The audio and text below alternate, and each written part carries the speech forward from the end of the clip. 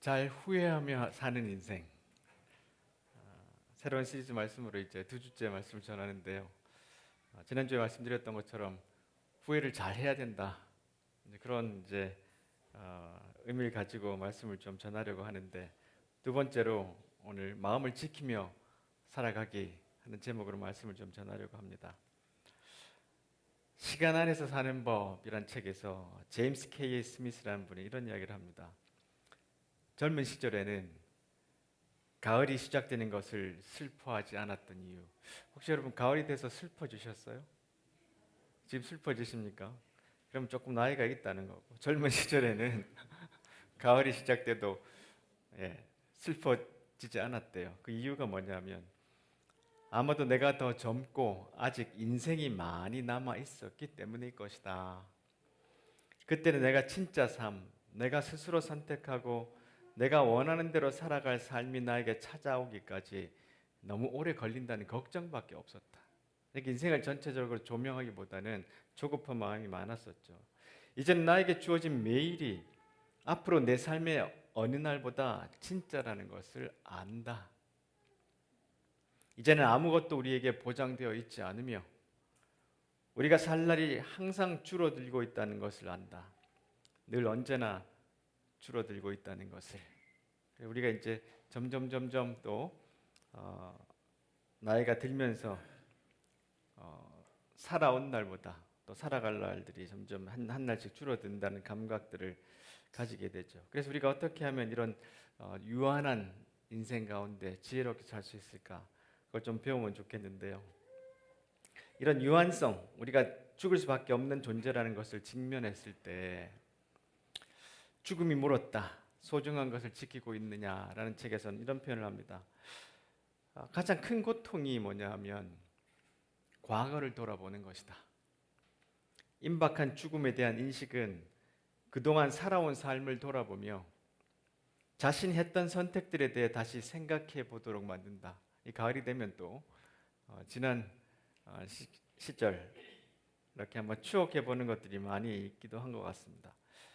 그러나 이런 의문에 젖는 날이 온다. 나는 올바른 길을 걸어왔나?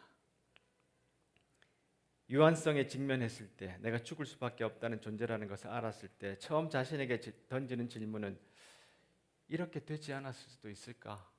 후회라는 거죠. 그리고 생각들이 이어서 떠오른다. 담배를 피우지 않았더라면 폐암에 걸리지 않았을 텐데, 건강한 삶을 살았다면 관상동맥이 막혀서 이 지경에 이르지 않았을 텐데, 아직 시간이 남아있다면 새로운 선택을 하게 될 수도 있다. 그런 경우 후회는 바른 길로 옮겨갈 기회와 함께 찾아오니까. 하지만 시간이 다 되었다면 후회는 전형적인 형태를 띈다. 그릇된 선택의 결과를 고스란히 견뎌야 한다.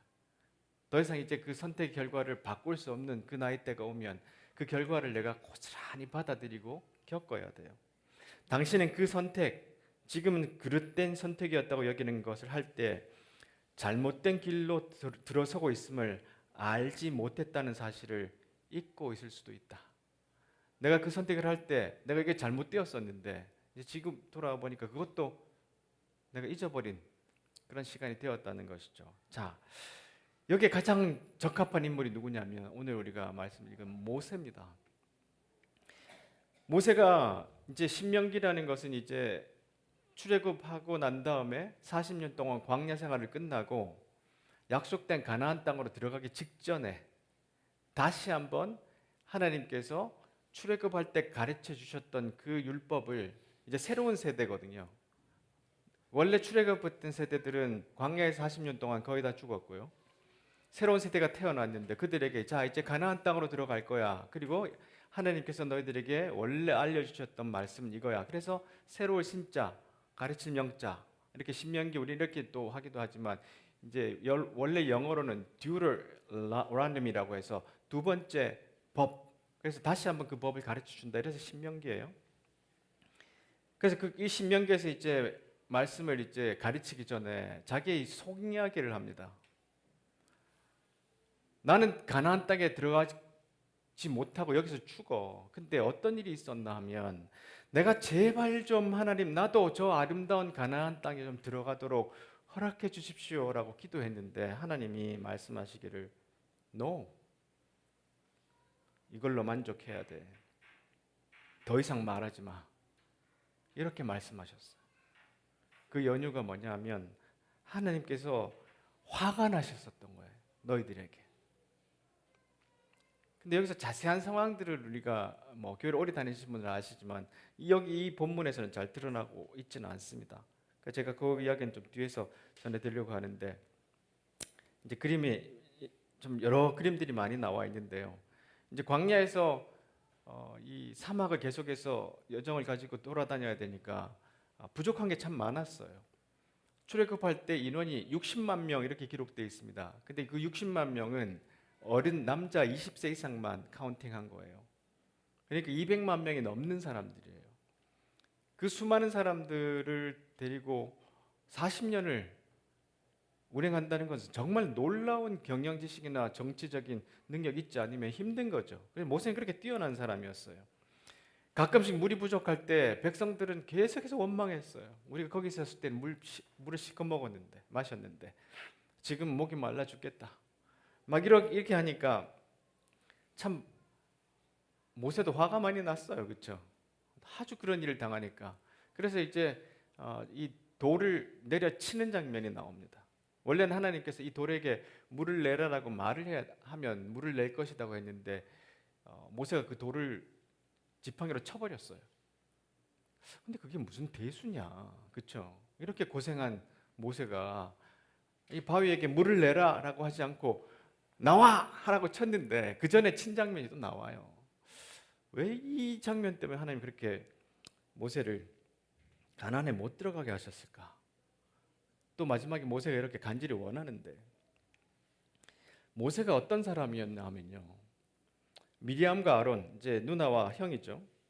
모세가 이제 옛날에 그 이집트에서 피해 가지고 살면서 구스 여자랑 이방인이랑 결혼했잖아요. 그러니까 그것을 막 비방했어요, 두 사람이. 그러니까 여호와께서 이 말씀을 하세요. 모세는 땅 위에서 가장 온유했던 사람이야. 모세의 성품은 화를 내는 사람이 아니에요. 굉장히 겸손하고 온유한 사람이에요. 그리고 사도행전에 보면 모세는 굉장히 좋은 또 육체적인 아름다움과 건강도 가지고 태어났고 평범하지가 않았어요. 그래서 이제 숨길 수가 없어서 모세를 이제 그 밖에 버리니까 파로의 딸이 이제 모세를 데려가서 궁전에서 키웠잖아요. 근데 보세요. 그래서 모세는 어떻게 자랐냐면 이집트의 사람들의 모든 지혜를 배워서 말을 하는 것에나 행동에서 뛰어난 능력을 보냈던 사람이에요. 그러니까 지식이나 지혜가 부족했던 사람도 아니에요. 자, 이런 사람이 왜 또 이런 어려운 것을 겪게 되고 마지막에 막 이런 고통, 저도 좀 들여다 보내주세요. 그 가나안 땅 저기 좀 보고 싶어요 라는 고통 속에 후회 속에 있었을까? 죽을 때 후회하는 25가지에서 오츠 슈이츠가 이런 말을 해요. 자기는 이제 그 말기암 환자를 돌보는 호스피스 의사인데 암 말기에는 상상을 초월하는 극심한 고통에 시달린다.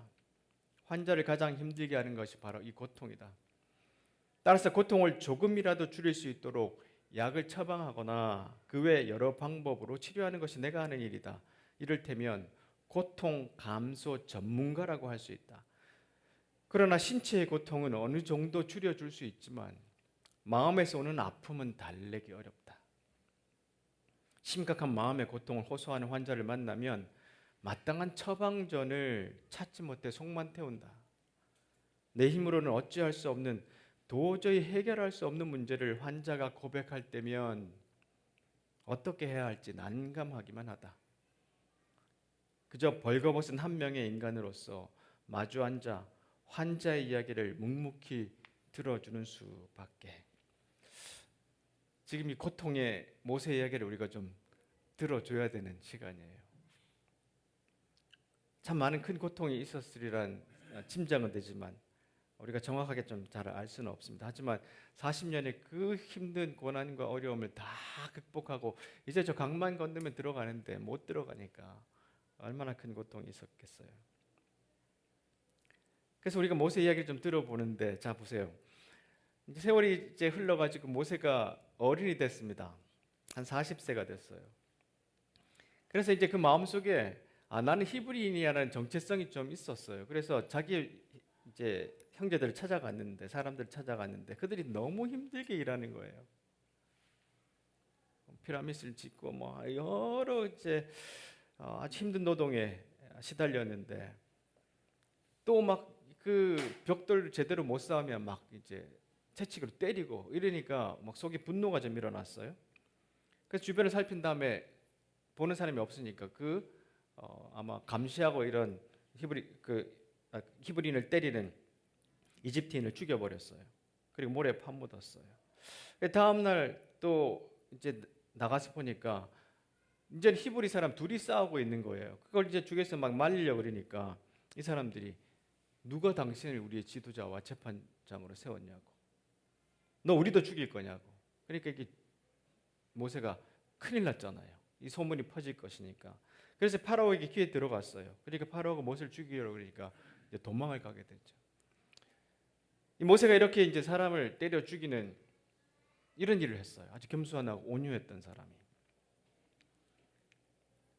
이걸 좀 찾아보니까 간헐적 폭발성 장애에 좀 가까운 증상이 아닌가, 이런 이제 느낌이 좀 들었어요. 아주 온유하다가 갑자기 폭발하는 일들이 지금 앞으로도 몇 건 나와요. 이게 이제 좀 조사를 해보니까 공격적 충동을 억제하지 못하고 폭언 및 폭력을 행사하거나 기물을 파손하는 등의 행동이 간헐적으로 나타나는 장애다. 폭언과 폭력을 하는데 이 뒤에 생각을 안 하고 그냥 갑자기 터져 나오는 거예요. 혹시 여러분도 이 이야기를 들으면서 나도 그런 경험이 있는데 그런 생각하는 분들 있어요? 굉장히 겸손하고 조용하다가 갑자기 욱하고 터져 나와요. 깜짝 놀라죠, 사람들이. 이 사람 왜 이래? 근데 욱하는 성질 죽이기란 책에도 그런 이야기가 나옵니다. 아주 평범하고 괜찮다가 예상하지 못하는 순간에 아주 가벼운 순간인데도 확 하고 화가 치밀어 올라서 평소에 보이지 않는 행동들, 물건을 파괴하거나 폭언을 쏟아내거나 그 뒤의 결과를 신경을 전혀 쓰지 않고 행동하는 것을 가끔 볼 수 있어요. 모세가 이런 비슷한 행동을 보여요. 보세요. 또 이제 모세가 출애굽을 한 다음에 하나님께서 언약을 맺자고 그래서 시내산에 올라오라 그랬잖아요. 그래서 거기서 40일 동안 기다리면서 하나님과 어떻게 이 백성들을 지도할 것인가, 하나님의 율법이 뭔가 이렇게 자세히 들었어요. 그리고 돌판에다가 이렇게 새겨주고 이런 이야기를 하는데 지금 밑에서 난리가 난 거예요. 그렇죠? 어떤 난리가 났냐면 지도자가 안 내려오니까 이 밑에서 백성들이 우리가 원래 하던 방식대로 축제를 좀 벌이겠어요. 이 축제가 뭐냐면 그동안 이집트에서 우상 숭배해왔던 방식이에요. 거기서는 송아지가 그들의 다산 그리고 풍요, 이것을 상징하는 신이었거든요. 아피스라는 신이었는데 그 금송아지를 만들어 놓고 주위에서 막 춤을 추고 했는데 그 축제가 굉장히 음란한 축제예요. 다산을 상징하기 때문에. 그러니까 이게 완전히 하나님이 불러내신 백성들이 옛날 이집트에서 하던 방식들을 다시 가지고 온 거예요. 그러니까 굉장히 화가 났어요. 누가 처음에 화가 났냐면 하나님께서 화가 났어요. 내가 이집트에서 너희를 인도했는데 송아지를 섬겨? 너희들 다 죽여버리고 모세 너로 다시 해서 큰 민족을 만들자. 옛날에 꼭 노아에게 이야기하셨던 방식이랑 비슷해요. 하나님 굉장히 화가 나셨어요. 그런데 모세는요 이때 참 중보를 해요. 하나님을 이렇게 기도하는데 여호와여 어찌하여 주의 백성에게 노여워하십니까? 주님께서는 크신 능력과 힘으로 이 백성들이 이집트에서 인도해내시지 않으셨습니까? 만약에 노하셔서 이들을 다 죽이면 주위의 사람들이, 주위의 다른 민족들이 뭐라 그러겠습니까? 그러니까 노여워하지 마십시오 하고 하늘을 막 풀어드려요. 그리고 난 다음에 이제 산에서 내려와서 보세요. 돌판 2개를 바닥에 막 던져서 다 깨버리고요. 그리고 막 그 금송아지를 갈아가지고 불로 녹인 다음에 그것을 사람들에게 막 먹이고 나중에 한 3,000명이 죽어요. 하나님은 달래놓고 내려와서 터져버려요. 혹시 이런 경험 없으세요? 여기선 잘해놓고 돌아 나와서 막 그동안 이게 쌓여 있다가 갑자기 어디가 열리면서 스팀이 그냥 터져 나와 버리는 거예요. 그 모세가 이렇게 겸손하게 하나님 앞에 이렇게 중보하고 막 중간에서 이렇게 하나님 마음도 바꿀 정도로 있다가 돌아 나오다가 무슨 일이 벌어졌는지 자기도 직접 내려서 보니까 도저히 못 참겠는 거예요. 그러니까 하나님이 주신 돌판 자체를 던져서 깨버려요. 간헐적 폭발성 장애에 가깝지 않나 이런 생각이 좀 들긴 해요. 네, 뭐 정확하게 진단할 수는 없지만 그래서 이런 일이 막 이제 벌어지고 난 다음에 하나님이 다시 이제 불러서 다시 돌판을 주기는 해요. 자, 이런 경험이 또 하나 있고 또 하나는 이제 민수기에 보면 계속 어려움을 겪어요. 왜냐하면 하도 불평이 많으니까. 왜 저를 이렇게 세웠습니까? 정말 저 죽고 싶어요. 정말 힘들어요. 막 정말로 스트레스도 많이 쌓였어요. 이런 상황이 이제 벌어지면서 이때 이제 물 문제가 터졌어요.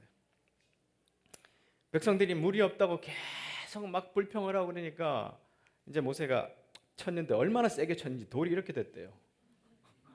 이게 지금쯤 우리가 뭐 이렇게 상상을 하지만 실제로 여기가 지금 뭐 이 자리라고 사람들이 믿고 여행을 가는 곳이래요.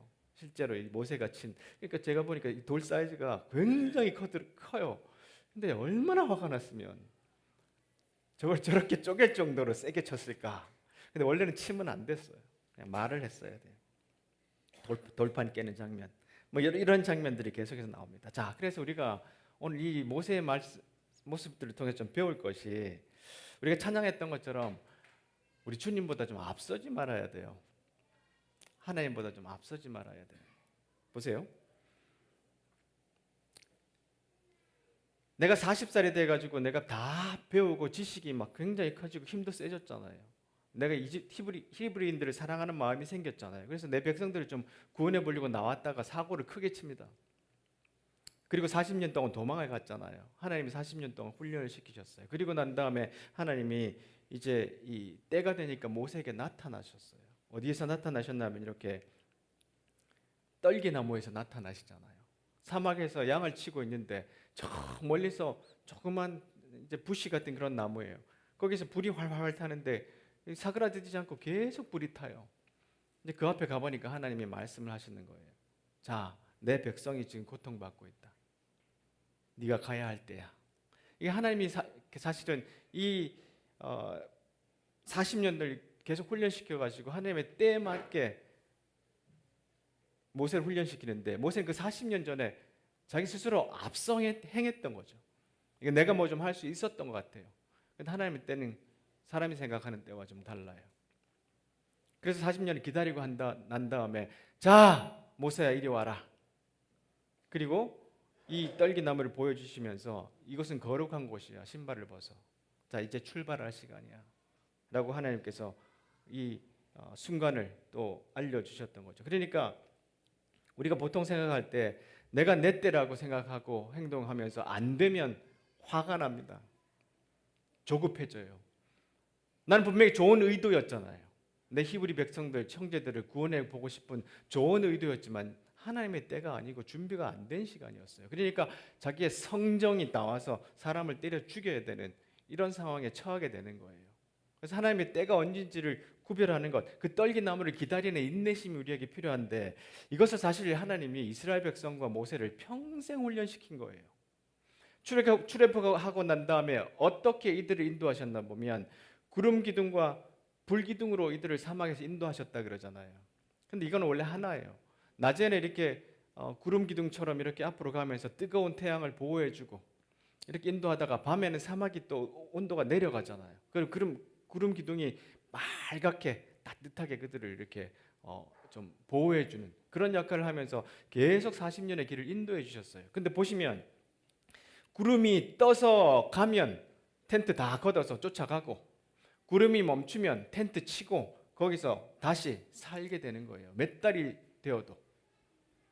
그러니까 이 이스라엘 백성들의 삶은 구름이라는 하나님의 임재라는 그 모습의 형상이 뜨면 쫓아가고 멈추면 서고 이걸 계속해서 40년을 훈련한 거예요. 모세도 마찬가지였어요. 이런 훈련을 하고 있었는데도 사실은 내 스스로 하나님보다 더 앞서가는 일들을 하게 되면 이런 후회할 일들을 만들게 되는 거예요. 그리고 우리 성도의 삶도 계속해서 하나님이 일하시고 하나님이 인도하시는 것을 아주 분별할 수 있는 능력들을 기를 필요가 있는 것이죠.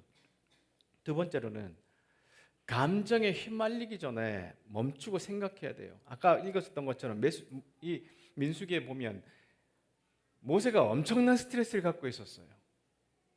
늘 불평하고 뭐 이렇게 고기 없으면 고기 없다, 물 없으면 물 없다, 뭐 하면 부족하다, 계속해서 이런 이야기를 하니까 이 불평 때문에 정말 돌을 지경이에요. 항상 컴플레인을 받았어요. 근데 이런 계속해서 컴플레인을 받고 있다가 어떻게 했어요? 물을 이제 내야 될 때에 하나님께서 여기에서 바위에게 물을 내라라고 말을 해야 되는데 아까 보셨던 것처럼 바위가 쪼개질 정도로 온 사람들이 다 보는 가운데 화를 내면서 그 바위에 대해 자기의 지팡이를 쳐버렸어요. 이런 일들이 벌어지는데 이제 감정이 이제 휘말리기 전에 멈추고 생각하는 가장 좋은 모델이 뭐냐면 우리 예수님이 어떻게 하셨냐면요. 예수님이 성전에 있을 때 서기관과 바리새인들이 간음하는 여자를 잡아다가 예수님 앞에 탁 던져놓고 자, 현장에서 간음하다가 붙잡혔어요. 당신은 어떻게 할 거예요? 라고 예수님을 시험합니다. 근데 이 여인을 데리고 올 때 현장에서 간음했으면 남자도 데려와야 되는데 남자는 없어요. 그렇죠? 여자만 데려온 거예요. 그러니까 이건 뭔가 계획적인 거예요. 예수님을 시험에 빠뜨리기 위한 계획적인 것이고 성전에서 그리고 거짓말과 술수와 모든 것들이 예수님이 지금 스트레스가 어마어마하게 쌓인 상황이에요. 근데 예수님이 어떻게 하세요? 몸을 굽힌 다음에 손가락을 대고 이렇게 땅에다 뭘 쓰잖아요. 그 사람들이 예수님이 뭘 썼나 여기에 관심이 있어요. 예수님 뭐 쓰셨을까? 어떤 사람은 그 사람들이 고소하는 사람들이 죄를 하나씩 다 썼다. 그래서 그걸 보고 사람들이 멈칫했다? 뭐 그런 해석이 있기도 하고 예수님 뭘 쓰셨을까? 뭐 성경 구절을 쓰셨다. 근데 제 생각에는 폭발하기 전에 참자 생각하자 혹시 그러지 않으셨을까? 이건 뭐 그건 제 생각이에요. 아 그렇구나. 예수님도 지금 굉장히 화가 나실 수 있는 상황이거든요. 이 여인을 그렇게 학대하면서 데려와서 던져놓고 돌로 칠 것인가 칠 것인가 이렇게 율법을 이용하는 이 율법학자와 바리새인들 보고 예수님은 정말로 진저리 쳤을 거예요. 근데 다 앉아서 생각을 하신 거예요. 이렇게 하다가 딱 일어나셔 하셨던 말씀이 정말로 귀한 말씀이에요. 너희 중에 죄 지은 적이 없는 사람이 먼저 이 여인을 돌로 쳐라. 이 생각이 어떻게 났을까요? 화가 났을 땐 생각이 안 나죠. 근데 다 앉으셔서 손으로 이렇게 써보시다가 아 그래 이것이 평소 묵상하셨던 말씀일 수도 있는데 화가 있으면 이 말씀이 나올 수가 없어요. 가라앉히신 다음에 죄 지은 적이 없는 사람이 먼저 돌로 쳐라. 그러니까 사람들이 다 자기 길로 온 길로 도망가 버렸어요. 감정은 양날의 검과 같아서 한번 흔들리게 되면 냉철하게 상황을 판단하기 어렵게 만든다. 물론 희로애락을 표현하며 사는 삶이 결코 나쁘다고 말할 수는 없지만 세상 만사의 마음이 흔들리고 요동친다면 평생 폭풍의 한가운데에서 지내야 된다. 감성과 이성의 추를 정중앙에 맞출 수 있는 사람은 거의 없겠지만 인간답게 살기 위해서는 우리의 감정을 통제하고 다스려야 된다. 너무나 잘 우리가 알 수 있는 말씀이죠. 평범한 말씀이에요. 다산의 마지막 공부에서 조윤재 씨는 이런 이야기를 합니다.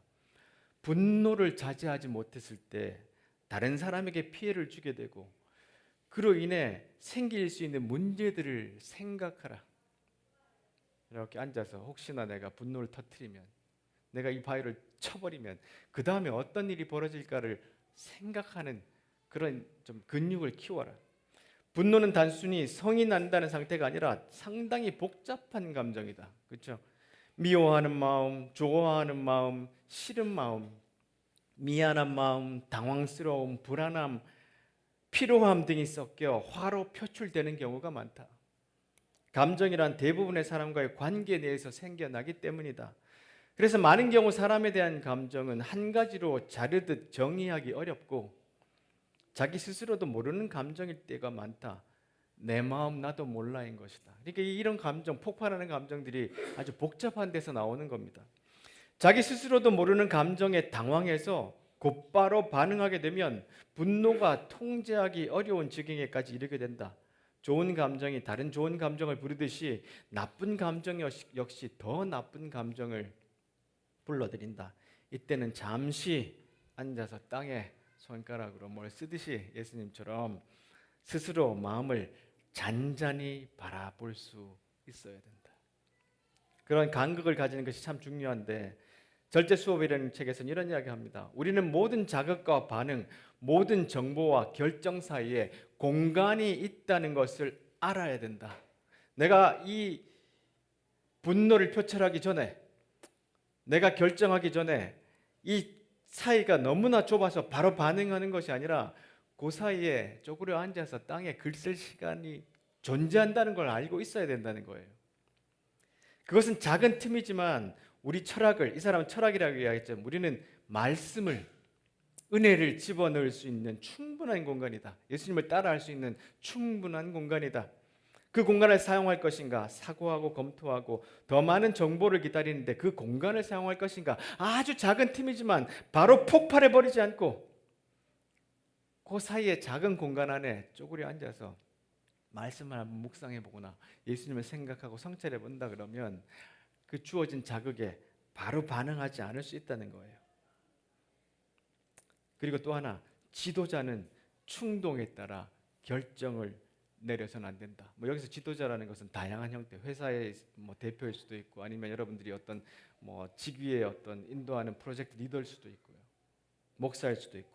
지도자는 충동에 따라 결정을 내려서는 안 된다. 부모일 수도 있겠네요. 그보다는 합리적이고 제어되는 위치에서 이끌어야 한다. 이 말은 지도자가 절대 유혹을 느끼지 않는다는 말도 지도자에게는 충동이 일지 않는다는 말도 아니다.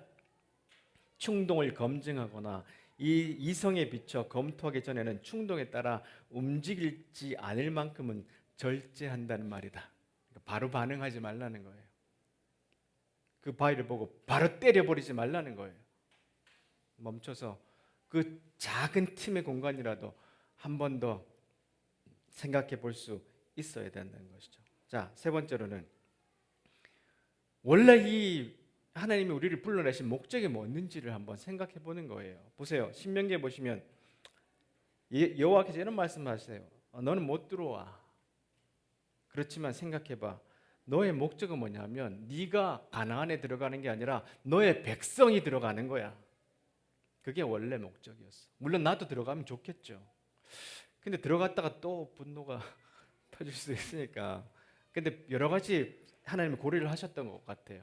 새로운 백성에게 새로운 지도자를 주셨던 것도 있고요. 자, 원래 하나님이 우리를 이끌어내신 원래 목적이 뭐였나? 지금은 내가 후회하는 일들을 해버렸지만 그걸 이제 하나님께 다시 돌려달라고 간구하지만 하나님은 아니야. 그 결과는 네가 견뎌야 돼. 그렇지만 원래 목적은 네가 너를 가나안으로 인도하는 게 아니라 너의 백성을 인도하는 거야. 원래 목적이 뭐였는지를 생각해봐. 이런 말씀을 하시는 거예요.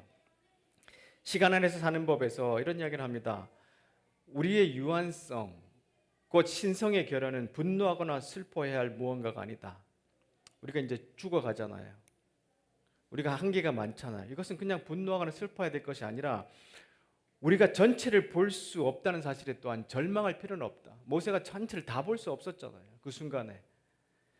우리가 시간성이라는 조건 아래서 살아갈 수밖에 없다는 것은 감옥이 아니라 집중할 수 있게 하는 요인이다. 우리가 다 알 수 없지만 지금 우리 삶 하나하나에 집중하게 하는데 한계라는 선물 덕분에 우리는 행복할 여지, 기쁨을 찾을 여지, 시간과 심지어는 수고를 누릴 수 있는 여지가 주어진다. 모세는요 이제 저기 못 들어가는 거에 대해서 너무 후회하고 내가 왜 그랬을까 그러지 않아요.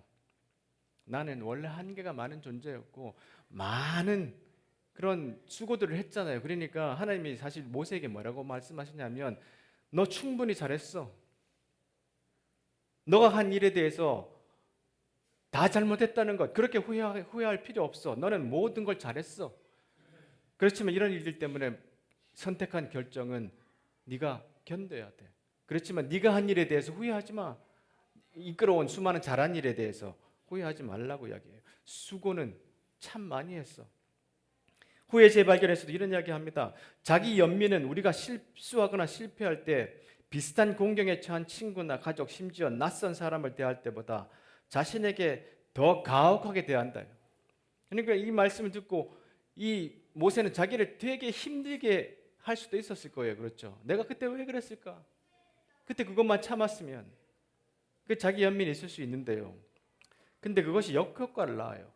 좌절과 실패의 순간에 스스로를 비하하거나 질책하는 대신에 타인에게 하는 것처럼 자신에게 온정과 이해심을 베풀어야 한다. 자기 연민은 맹렬한 비난을 최소한의 친절로 대체하는 데서 시작된다. 이것은 뭐냐면 내가 실수했어요. 그것 때문에 내가 가나안에 못 들어갔어요. 그래서 좌절할 수밖에 없는 상황이 됐어요. 그런데 과거에 돌아보면 난 이 백성들을 하나님의 원래 말씀대로 가나안까지 데려왔어요. 거기에 대한 충분한 자기를 향한 칭찬과 용서가 있어야 된다는 거예요. 너 잘했어. 순간의 선택에 좌절하지 말라는 겁니다. 삶에서 얻어낸 것들을 온전히 누리기 위해서는 잃는 법을 알아야 한다. 모든 존재적 상실, 그것이 하나의 관계든 직업이든 확신이든 모든 상징적 죽음에는 최소한 다음 세 가지가 수반되어야 된다. 첫 번째, 자신과 타인에 대한 용서가 필요하다. 내가 후회를 하잖아요. 그때 바위를 때려버린 것에 대해서. 그렇지만 나도 용서하고, 그때 우리 백성들이 그렇게 날 힘들게 안 했으면 그것에 대한 용서도 필요해요. 둘째, 그 상황에 발생하는 좋은 점도 간과해서는 안 되고, 이미 끝나버린 그 시간에 당신이 의미 있는 영향을 미쳤다는, 이제 당신의 삶에서 사라진 사람들에게 혹은 그 상황에 변화를 일으켰다는 확신을 가져야 돼요. 내가 이들을 40년 동안 이끌어서 가나안 땅으로 오게 한 이 의미 있게 살아갔다라는 것에 대해서 내가 충분히 확신을 가져야 돼요. 내가 이 가나안에 못 들어가기 때문에 딴 게 다 망했다가 아니라는 거예요. 내가 한 것에 대해서 나는 충분히 잘했다라는 확신도 있어야 된다는 것입니다. 예수님 보세요. 예수님 마지막 십자가에 가시기 전에 겟세마네에서 기도하시잖아요. 기도하실 때 정말로 내가 힘들어요. 괴로워 죽을 지경이다. 그리고 하나님 앞에 기도하기를 내가 피할 수만 있으면 이거 좀 피하게 해주세요 라고 기도하는데 하나님 말씀하셨잖아요. 너 그 길을 가야 돼. 그러니까 예수님이 받아들이세요. 제 뜻대로 하지 마시고 아버지의 뜻대로 해 주십시오. 그러니까 우리의 삶이 지금은 내가 모세처럼 고통 속에 나도 저기 좀 들어가면 안 될까요? 그렇게 주님 앞에 간절히 기도할 때 하나님이 아니야, 너 잘했어. 지금까지 너의 목표는 여기까지야. 너의 백성을 가나안까지 이끌어갔는데 그 결과는 또 네가 받아들여야 해. 예수님도 우리에게 그런 모습을 보여주셨어요. 그 무겁고 힘든 십자가를 피하고 싶었지만 그 주님의 뜻이라면 주님 그 길을 가셔야 되는 거예요. 우리의 삶도 마찬가지입니다.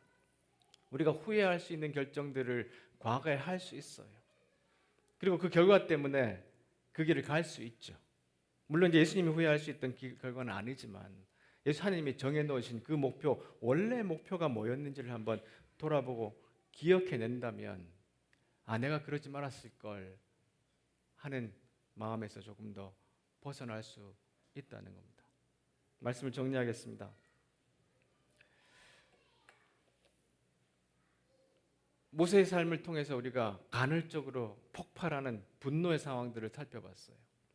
그리고 그것이 어떤 결과를 이뤄내는지 그것도 우리가 볼 수 있었어요. 이미 우리에게 앞서간 신앙의 선조를 통해서 우리의 삶이 어떠해야 하는지 한번 배워보는 시간이 되었기를 간절히 바랍니다. 혹시 여러분들 가운데도 잘 하다가 순간순간 실패하는 경험들을 갖고 있다면 오늘 말씀들을 좀 기억하면서 그렇지, 내가 하나님 앞에 좀 더 마음을 다스리고 숨 쉴 수 있는 그 공간들을 만들어내고 또한 이미 벌어진 일이라도 그것을 받아들이고 나를 충분히 칭찬하고, 또한 주님께서 새로 우리에게 길을 열어주시는 그 길로 여호수아라는 새로운 사람에게 권력을 이양할 수도 있고, 마음 편하게 예수님처럼 십자가도 질 수 있는 삶이 되리라 믿습니다. 그런 후회 없는 우리 인생이 되기를 간절히 바라고요. 다 함께 기도하겠습니다.